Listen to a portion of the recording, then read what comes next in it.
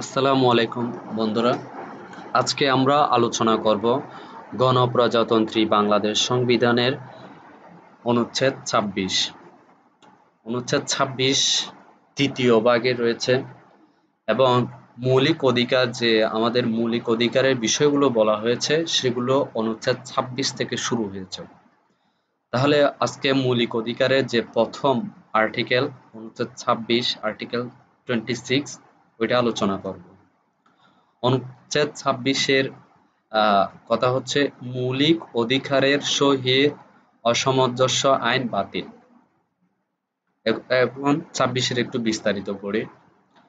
অনুচ্ছেদ ২৬-এর ১-এ বলা হয়েছে, এই ভাগের বিধানাবলীর সহিত অসামঞ্জস্য সকল প্রচলিত আইন যতখানি অসামঞ্জস্যপূর্ণ এই সংবিধান প্রবর্তন হইতে সেই সকল আইনের ততখানি বাতিল হইয়া যাইবে।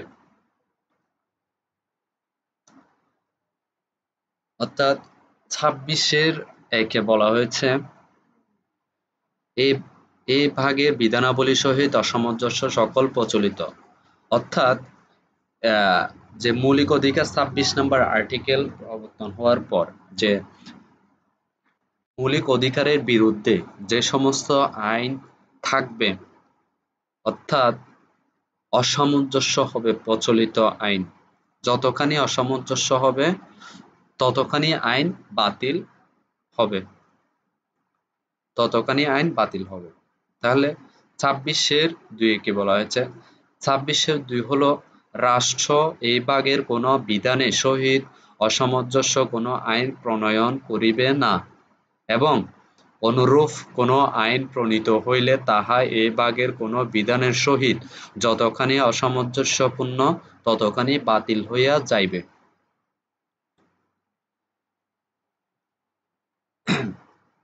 অর্থাৎ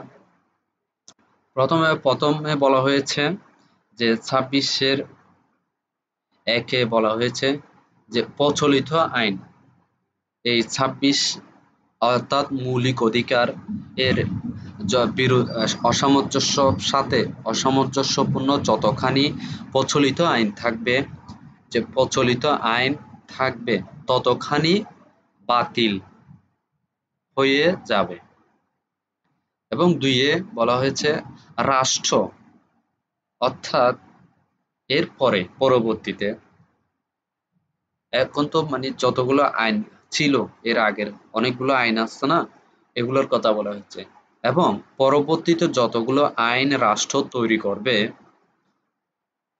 ততগুলো আইনের মধ্যে যে মৌলিক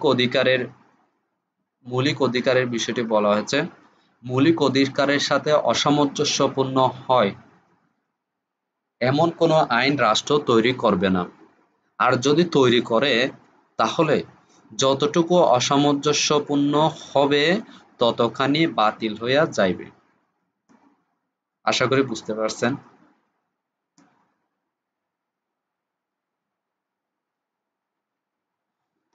ঠিক আছে, আজকে এতটুকু। পরবর্তীতে আবার আরেকটি আর্টিকেল বা সেকশন নিয়ে আসবো। সবাইকে ধন্যবাদ। আসসালামু আলাইকুম।